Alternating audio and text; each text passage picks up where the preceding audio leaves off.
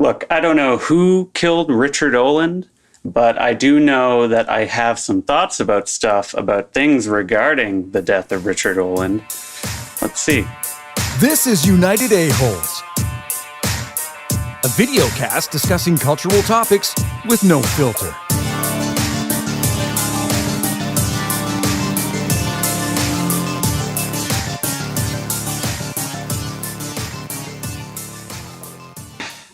Richard Oland was killed in 2011 in his office, in his building in St. John. The only suspect was Dennis Oland, his son.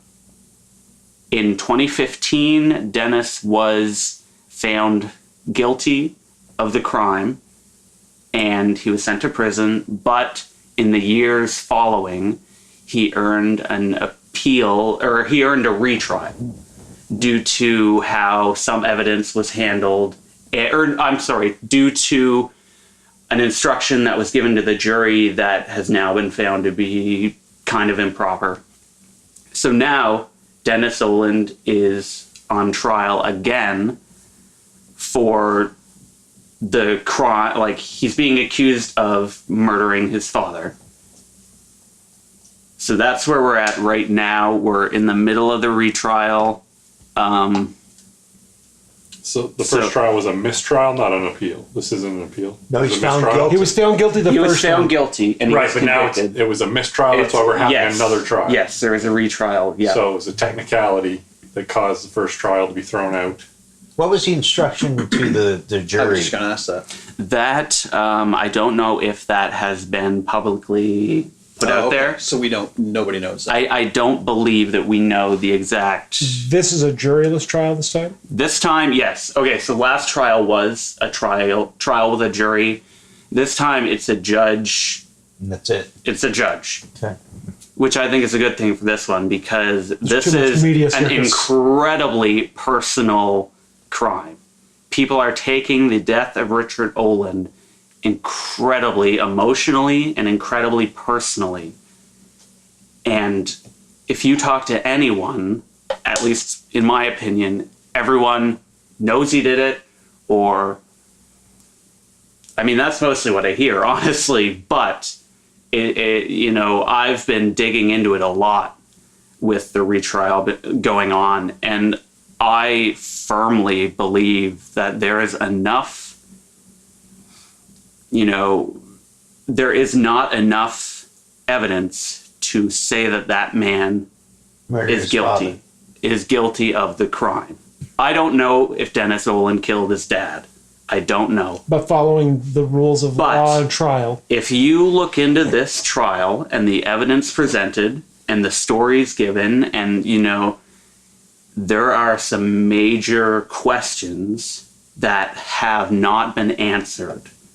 And if they were to be answered, we would know a lot more. So if you were to pick 2 or 3 of the biggest discrepancies... Yes. Okay, so there are a couple really big key pieces of evidence in the trial. There is a jacket, a brown sports jacket, like a blazer.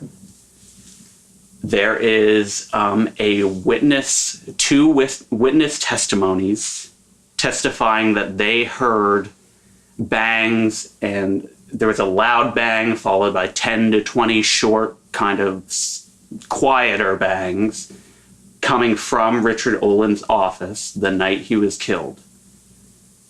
And the cell phone, Richard Oland's iPhone, was never found after he was killed. He presumably had it on him when he was killed. I think that's fair to assume. They've never found his iPhone.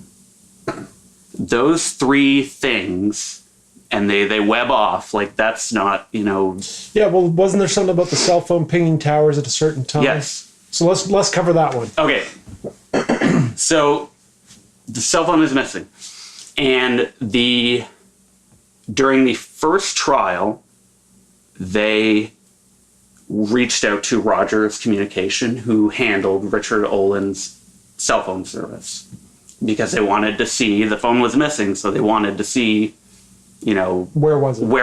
The last we saw, yeah. So Rogers Communications confirmed that they saw Richard Oland's iPhone ping a cell tower in Rothsay. Okay, Rothsay is about, and I looked it up, it's about a 20-minute drive from Canterbury Downtown. Street, Yep. where Richard Oland was killed. Or uptown, as it would be, yeah.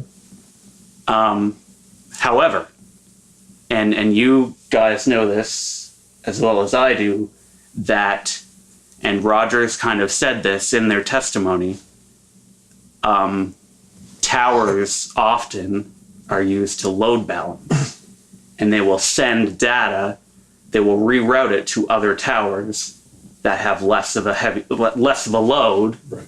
to improve the customer experience. Rogers was asked specifically about that, and they were unable to say for certain that pinging off that Rothsay tower meant that the phone was in Rothsay. As far as the information that has been given, we cannot say for certain that means that his phone was in Right. Rothsay at that time. Now, the timing of the cell phone ping is really interesting, because it was 6:44 p.m. in Rothsay. Dennis Oland was spotted in Rothsay, and he is on camera. No, I'm sorry. Okay, back up. Cell phone.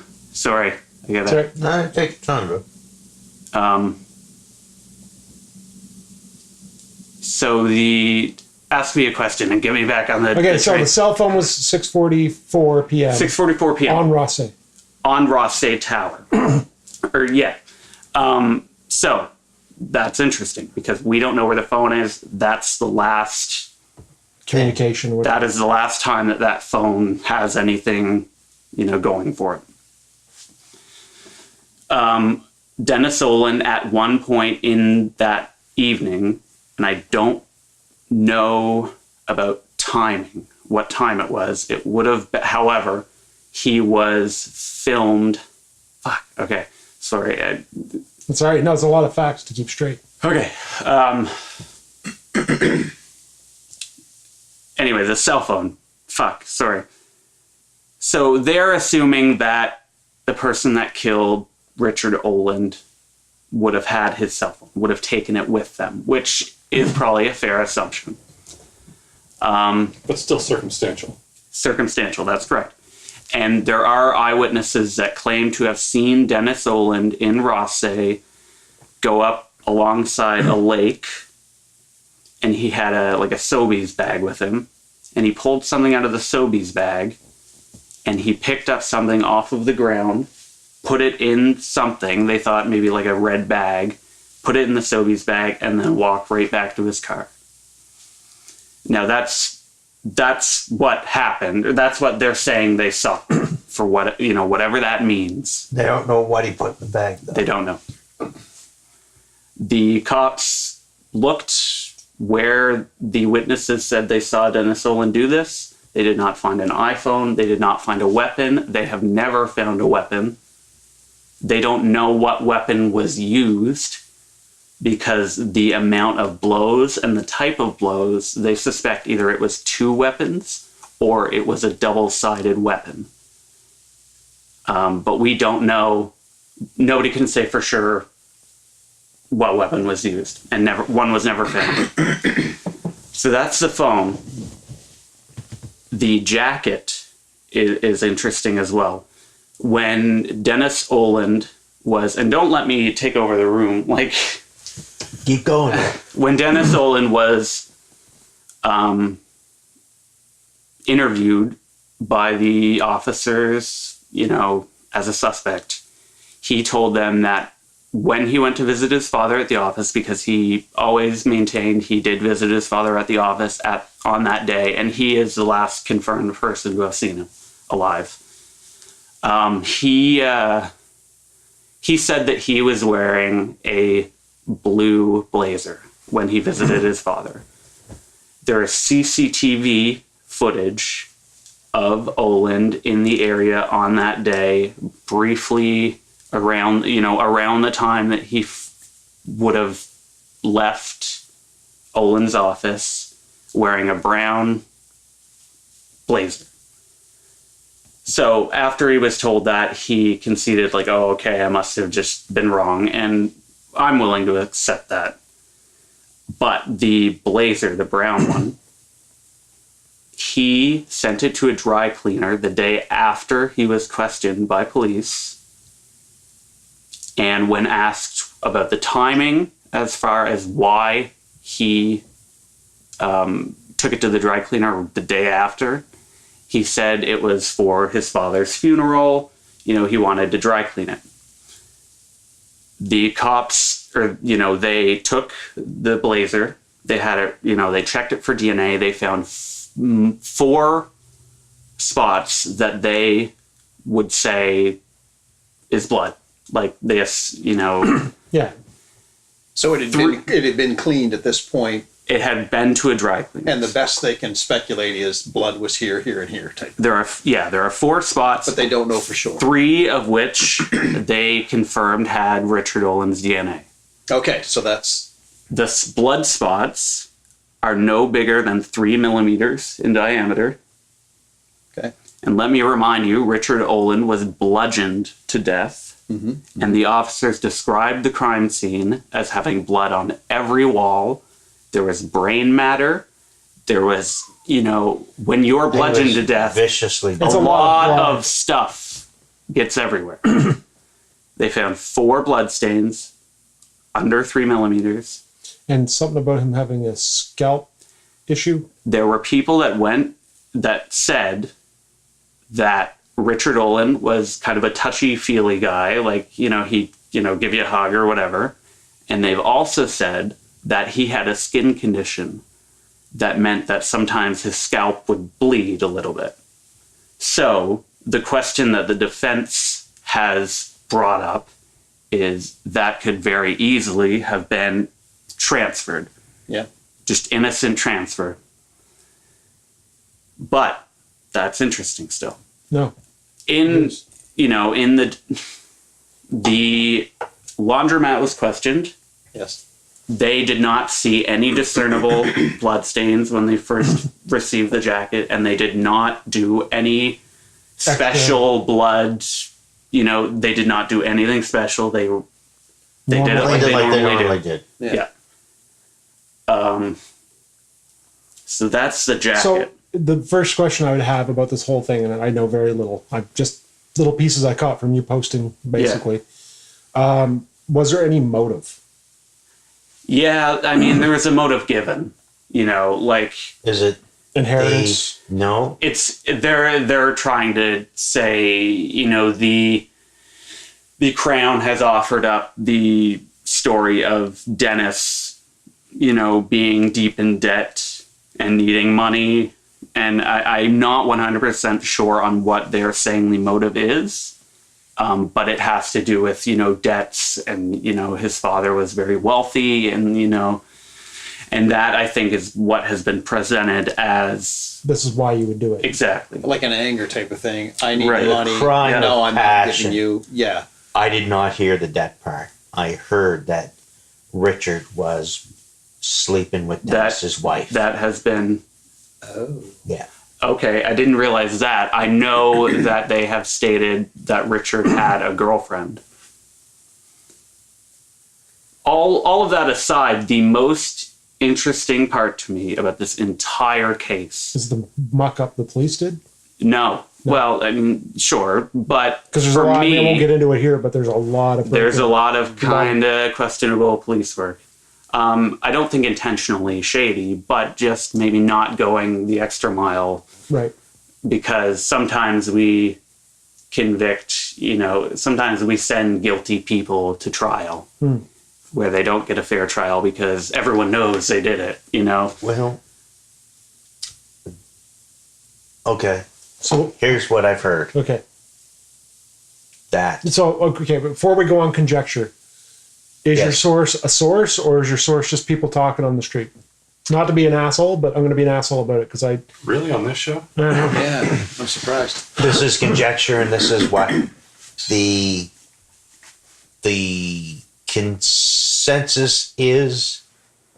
It's kind of like, you're sitting in a bar and this guy goes, "You want to know what really fucking happened? I'll tell you what happened." And that was that Richard was using his boats to launder and run drugs. Richard or Dennis? Or Richard, the father. The father. So the person that got killed was using boats to run drugs. Yeah, and he stopped. He wouldn't let the cartel or whatever use, and they retaliated and took him out. Oh. So it wasn't Dennis. That wasn't Dennis at all. That sounds It like was conspiracy theory. it was a yes. drug cartel took him out because Richard was at one time heavily involved with letting them use Boats to bring stuff boats to bring, to run drugs and what have you not. I don't know. That'd be a way better story. That's what I did hear. Again, So you were gonna say- conjecture. To say. So Back to, so you're going to say the most interesting thing, and it wasn't the first word because I railed you there. I'll tell you why I think Dennis Oland should be found not guilty. The night that Richard Oland was murdered, there were 2 other people in the building. They were downstairs in another part of the building, and they each reported to have heard a large knock, followed by several smaller knocks, like I mentioned earlier, I think. The timing, because we can assume from that, those were the sounds of Richard Oland being murdered. Those sounds. So it becomes very important when they said they heard those sounds. Initially, when they were questioned, back in 2011, they each reported that they thought the noises happened sometime between 7:30 and 7:45 or 7:30 and 8. So that's the window they gave. Right. And they knew that because, witness number 2 showed up around 6 o'clock, and then a gentleman came in and faxed something at shortly after 8. And that's kind of the context they've used. Those are the 2 witnesses. Those are the 2 witnesses. Now, fast forward, one of the witnesses also stated back during the first trial to a private investigator hired by the Oland family that the sounds happened sometime between 7:30 and 8. So he also told a private investigator it happened 7:30 to 8. This is really important because if the noises happened at 7:30 or 8, sometime between that, Dennis Oland is an impossible. He was not able to do it. He has video proof on a CCTV camera in a drugstore in Kennebecasis, I believe. That's a long ways away. Which is, again, I looked it up, it's about a 20-minute drive. So he is filmed at 7:38 in a drugstore in Kennebecasis, a 20-minute drive from where the crime happened. So if it happened between 7:30 and 8, or 7:15 and 8, he could not have done it. However, the new trial has re-interviewed both of those witnesses. They've changed their times. One guy says, well, it was sometime between 6 and 8. I didn't know then. I don't know now. I just said 7:30. It was sometime between 6 and 8. And they pressured him, and he got really passionate. They pressured him, and they said, and they started asking him, do you think Dennis Oland is guilty? Oh. Do you think Dennis Oland killed his father? And they pushed him, and he said, yes, I think he did this. I think the first trial was correct. Call for speculation. That shouldn't be. Yeah. This is while they're questioning him. This is while they're questioning him on the stand. Oh, on the stand. On the stand, he said this. And he said on the stand that he believes that the defendant did it, and he's the one saying it happened sometime between 6 and 8, when he originally said it happened between 7:30 and 8. Changed the story based on his belief. But now I'll do you one better before you say what you're going to say. Okay. The other witness was also brought to the stand on the retrial a few days before. He said, yeah, it happened around 7:30. And when questioned, how do you know that? How do you know it happened at 7:30? He says, because no one will let me forget. So, if Richard Oland was killed between 7:30 and 8 o'clock, Dennis couldn't have done Dennis did not kill him. You said, doesn't that he said throw- no one will let me forget. Yeah. But why? What's Yeah, Keith probably What- wanted to bring it everybody up keeps and talk. asking him. Well, he was a okay. he was a very pivotal witness. okay? I thought there was something that happened at that point. I don't think so. Okay, I thought it was He's something just that's when I was it is faxing, it's a case with Yeah. not a lot of evidence. Well, that's what I have taken away from this as I have listened to and read some things is there's a lot of circumstantial.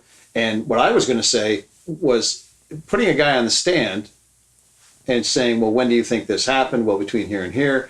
And do you think he's guilty?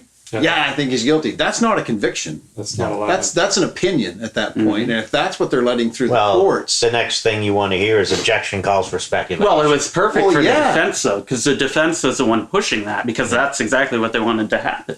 They They wanted- wanted one of these witnesses to be, Biased. taken down a peg. no trust. They want to say you cannot trust this witness. Yeah, because And so they're now they're a biased witness. We only have this They're one unbiased. person that we can trust the testimony of, and they're saying 7:30. Yeah. They need to narrow it down to the one person you can trust. like you said. I've tried looking online to see if there was any kind of theory about time of death on the autopsy, and I haven't been able to find anything.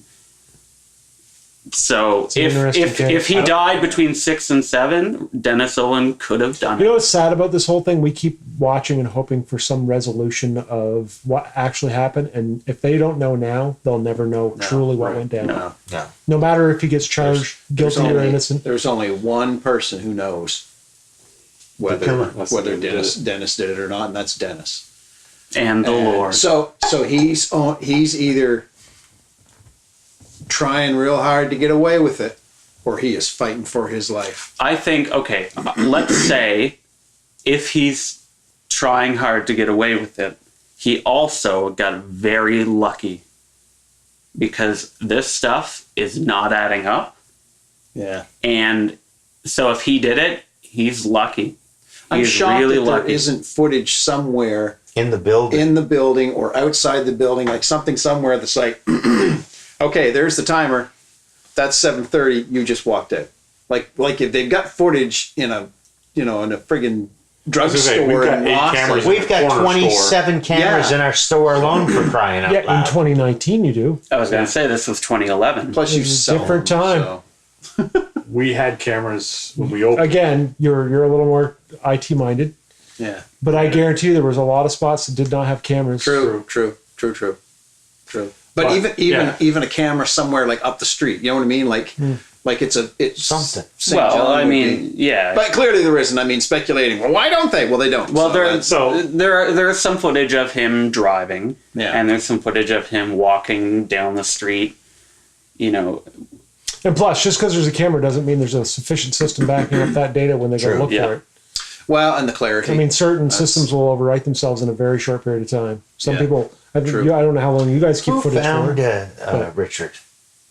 Secretary? Secretary did. Wow. That'd be an interesting one to see how it wraps up, man. But you were talking about the blood on the blazer, and you were talking about him being bludgeoned to death, and they found 4 tiny little blood spots. Yeah. It's not it nearly- would seem to Yep. me, even if It you've would got be everywhere. if you've got a jacket over top of, and then the blazer, even if that jacket is zipped up to here, if you're beating somebody to death and then you take that blazer, even underneath the jacket to get dry cleaned, the dry cleaner's going to go, geez, what happened to your blazer? Yep. Whereas he go, well, here, I'd like to have this dry cleaned. I want to wear it to Dad's funeral. Okay, great. It'll be ready tomorrow. And clearly they were not big enough for someone to go, oh, look, there's blood spots all over. I don't know. I will say that from what I have heard, I've been leaning towards him being innocent. I'll be completely honest. From everything I've heard, I'm like, I don't know, man. It just sounds like it doesn't, like you said, it doesn't add up. I 100% agree. Yeah. So this isn't the first time I've heard mob mentality kind of take over, guilty until proven innocent. And this is clearly a case of this guy needs to be innocent he's got to proven be guilty. He's got to be guilty. And nothing's proven him guilty. Rich snot, wants his dad's money. Exactly. That's the easy go-to. Yeah. And it's crazy how It's quick easier people to jump believe into that. mob mentality. Oh yeah, that guy did it. I know he did. Yeah. Well, yeah, absolutely. I think like my biggest takeaway from it was that like crimes when they happen in a smaller community, the air changes and everybody is very emotional. That crime is such a personal crime, and so everyone in St. John is going to have an opinion. Oh yeah. And that opinion is going to be enforced. So, and just for context, for the people that are watching, we're hoping, that are like, well, we don't know who this person is. This is Oland Breweries. Yeah. Yeah. We're talking about. This is where the money is coming from. So the Oland Breweries have been around since a long time. Yeah. They're an old So this is old beer money, basically, that we're talking about. Yeah. I would think there would be plenty of it, if I'm not mistaken. Oh, yeah. So if that were the case, that he was looking for money and then an argument ensued and whatnot, there would be lots there to be had, I would think. So, Cool. So are we round tabling? Everybody? I would say Guilty or not guilty? he's not guilty yet. That's where I'd stand. I would agree. Not guilty. Not guilty based on no evidence. Yep. Yeah, there you go. Well, there. So there you have it. If we were Solved. the jury, solved. Done. Let him go home.